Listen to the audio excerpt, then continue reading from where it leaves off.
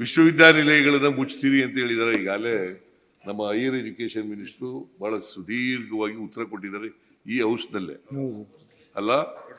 ಅದಕ್ಕೆ ಮತ್ತೆ ನಾನು ತಮ್ಮ ಉತ್ತರ ಬಂತು, ನಾವು ತೃಪ್ತರಾಗಿದ್ದೇವೆ, ತೆಗೆಯೋದಿಲ್ಲ ಅಂತ ಹೇಳಿದ್ದೀರಿ. ನಾನು ಮಾತಾಡಿರೋದು ತಾವು ಹೇಳೋದಕ್ಕೆ ಮುಂಚೆ ಮುಚ್ಚಲ್ಲ ಅಂತ ಹೇಳಿರೋದು ಎಲ್ಲ, ಆಮೇಲೆ ನಮ್ಮ ಉತ್ತರ ಕೊಟ್ಟಿರೋದು ಮುಚ್ಚಲ್ಲ ಅಂತ. ಅದರಿಂದಾಗಿ ರಿಪೋರ್ಟ್ ಬಂದ ಮೇಲೆ ತೀರ್ಮಾನ ಮಾಡ್ತೀವಿ. ನಾವು ಮಾತಾಡಿದಾಗ ಸರ್ ಅವ್ರು ಹೇಳಿರ್ಲಿಲ್ಲ, ಆಮೇಲೆ ಅವ್ರು ಉತ್ತರ ಕೊಟ್ಟಿದ್ದಾರೆ, ತಾವು ಕೊಟ್ಟಿದ್ದೀರಿ, ನಾವು ಸ್ವಾಗತಿಸಿದ್ವಿ. ನೋಡಿ, ನಾನು ಉತ್ತರ ಕೊಟ್ಟಿರೋದು ಈಗಲೂ ಅಗೈನ್ ಈ ಇದರಲ್ಲಿ ಮೇಕಿಂಗ್ ಇಟ್ ವೆರಿ ಕ್ಲಿಯರ್. ಇನ್ನೂ ಕೂಡ ಕ್ಯಾಬಿನೆಟ್ ಸಬ್ ಕಮಿಟಿ ಮಾಡಿದ್ದೀವಿ, ಉಪ ಮುಖ್ಯಮಂತ್ರಿಗಳ ಅಧ್ಯಕ್ಷತೆಯಲ್ಲಿ ಒಂದು ಕ್ಯಾಬಿನೆಟ್ ಸಬ್ ಕಮಿಟಿ ಮಾಡಿದ್ದೀವಿ. ಅವರು ಇನ್ನೂ ರಿಪೋರ್ಟ್ ಕೊಟ್ಟಿಲ್ಲ. ನೀವು ಪ್ರಶ್ನೆ ಮಾಡಿರ್ತಕ್ಕಂಥದ್ದು ಪ್ರಿಮೇಚ್ಯೂರ್ ಆಗಿರೋದು. ಅವ್ರು ರಿಪೋರ್ಟ್ ಕೊಟ್ಟ ಮೇಲೆ ಅವ್ರು ಮುಂದುವರಿಸಬೇಕೋ ಬೇಡವೋ ಅಂತಕ್ಕಂಥದ್ದನ್ನು ತೀರ್ಮಾನ ಮಾಡ್ತೀವಿ ಅಂತ ಹೇಳಿದ್ದೀನಿ. ನಾನು ಸ್ಟೇಟ್ಮೆಂಟ್ ಕೊಟ್ಟಿರೋದು ಮುಚ್ಚಲ್ಲ ಅಂತ ಹೇಳಿದ್ದೀನಿ. ಅಂದರೆ ನೀವು ಹೊಸ ಯೂನಿವರ್ಸಿಟಿಗಳು ಮಾಡಿದ್ರಿ, 7 ಯೂನಿವರ್ಸಿಟಿಗಳನ್ನ, ಅವು ಮುಚ್ತಾರೆ ಅಂತ ಹೇಳಿ ಮುಚ್ಚ ಪ್ರಶ್ನೆ ಇಲ್ಲ. ಮುಂದುವರಿಸಬೇಕೋ ಬೇಡವೋ ಅಂತ ಹೇಳ್ತೀವಿ ಅಂತ ಹೇಳಿದ್ದೀನಿ ನಾನು. ಅದು ನನ್ನ ಸ್ಟೇಟ್ಮೆಂಟು. ಅದಲ್ಲದೆ ಇಲ್ಲಿ ಹೈಯರ್ ಎಜುಕೇಷನ್ ಮಿನಿಸ್ಟ್ರು ಭಾಳ ಸುದೀರ್ಘವಾಗಿ ಉತ್ತರ ಕೊಟ್ಟಿದ್ದಾರೆ. ಇಲ್ಲೇ ಈ ಸದನದಲ್ಲೇ ಎತ್ತಿದ್ದದು, ಅದಕ್ಕೆ ಉತ್ತರ ಕೊಟ್ಟಿದೆ. ಆಮೇಲೆ ನೀವು ಇನ್ನೊಂದು ಪ್ರಶ್ನೆ ಕೇಳಿದ್ದೀರಿ, ರೈತರ ಆತ್ಮಹತ್ಯೆಗಳು ಜಾಸ್ತಿ ಆಗಿದ್ದಾವೆ. ರೈತರ ಆತ್ಮಹತ್ಯೆಗಳು ಜಾಸ್ತಿ ಆಯ್ತು. As A matter of fact 40% to 50% ಕಡಿಮೆ ಆಗಿದ್ದಾವೆ ಈ ವರ್ಷ. ಸಾಮಾನ್ಯವಾಗಿ 1200ವರೆಗೂ ಇರ್ತಿದ್ದವು, 1200 ಚಿಲ್ಲರೆ ಎಲ್ಲ ಇರ್ತಿದ್ದವು ಆತ್ಮಹತ್ಯೆಗಳು. ಈ ಸಾರಿ ಫೆಬ್ರವರಿವರೆಗೆ ಬರೀ 644 ಮಾತ್ರ ಆಗಿರೋದು.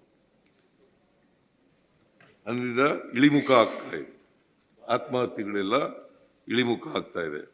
ಆಮೇಲೆ ಇನ್ನೊಂದು ಏನು ಮಾತಾಡಿದ್ದಾರೆ ಅಂದರೆ, ರೈಲ್ವೆ ಯೋಜನೆಗಳು ಆಗಬೇಕಾಗಿದೆ ಎಂದು ಛಲವಾದಿ ನಾರಾಯಣ ಸ್ವಾಮಿ ಅವರು ಹೇಳಿದ್ದಾರೆ ಅಲ್ವಾ. ಕರ್ನಾಟಕದಲ್ಲಿ 9 ರೈಲ್ವೆ ಯೋಜನೆಗಳು ನಡೀತಾ ಇದ್ದಾವೆ. ಅದಕ್ಕೆಲ್ಲ ಸುಮಾರು 12,146 ಕೋಟಿ ರೂಪಾಯಿ ಬೇಕು. ಆಕ್ಚುಲಿ ಈ ರೈಲ್ವೆ ಯೋಜನೆ ಇದೆಯಲ್ಲ, ಸೆಂಟ್ರಲ್ ಲಿಸ್ಟ್ನಲ್ಲಿ ಬರೋದು, ಸೆಂಟ್ರಲ್ ಗೌರ್ಮೆಂಟ್ನವ್ರು ಮಾಡೋದು. ನಾವು ಜಾಗ ನಮ್ಮ ದುಡ್ಡು ಖರ್ಚು ಮಾಡಿ ಜಾಗ ಕೊಡ್ತೀವಿ ಅವರಿಗೆ ಉಚಿತವಾಗಿ. ಜಾಯಿಂಟ್ ವೆಂಚರ್ ಅಲ್ಲ, it is the duty of the government of India. ನಾವು ಆದರೂ ಕೂಡ ರೈಲ್ವೆ ಯೋಜನೆಗಳು ಬರಲಿ ಅಂತೇಳಿ ಕರ್ನಾಟಕಕ್ಕೆ ನಾವು ಜಮೀನು ಅಕ್ವೈರ್ ಮಾಡಿ ನಾವೇ ಅದಕ್ಕೆ ದುಡ್ಡು ಕೊಡ್ತೀವಿ ರೈಲ್ವೆ ಡಿಪಾರ್ಟ್ಮೆಂಟ್ನವ್ರಿಗೆ. ಆಮೇಲೆ ಅರ್ಧದಷ್ಟು ದುಡ್ಡು ಕೊಡಕ್ಕೆ ಶುರು ಮಾಡಿಬಿಟ್ಟಿದ್ದೀವಿ ಈಗ. ಎಷ್ಟು ಕಾಸ್ಟ್, ಪ್ರಾಜೆಕ್ಟ್ ಕಾಸ್ಟ್ ಎಷ್ಟಿರ್ತದೆ ಅದ್ರ 50% ನಾವು ಕೊಡ್ತೀವಿ. 50% ನಮ್ದೇ. ಬಟ್ ಲಾಭ ಎಲ್ಲ ಬರೋದು ಯಾರಿಗೆ?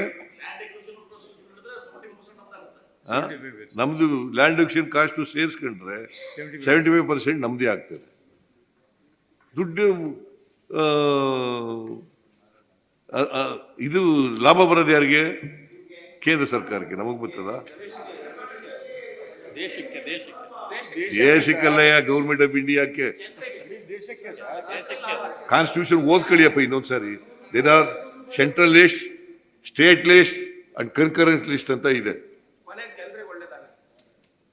Concurrent list, central list, state list ಅಂತ ಇದೆ.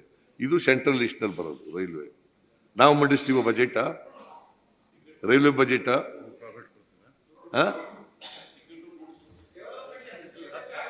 ಇದು ಪ್ಲಾಟ್ಫಾರ್ಮ್ ಟಿಕೆಟ್ ಇದೆಯಲ್ಲ, ಆ ದುಡ್ಡು ಅವ್ರಿಗೆ ಹೋಗೋದು.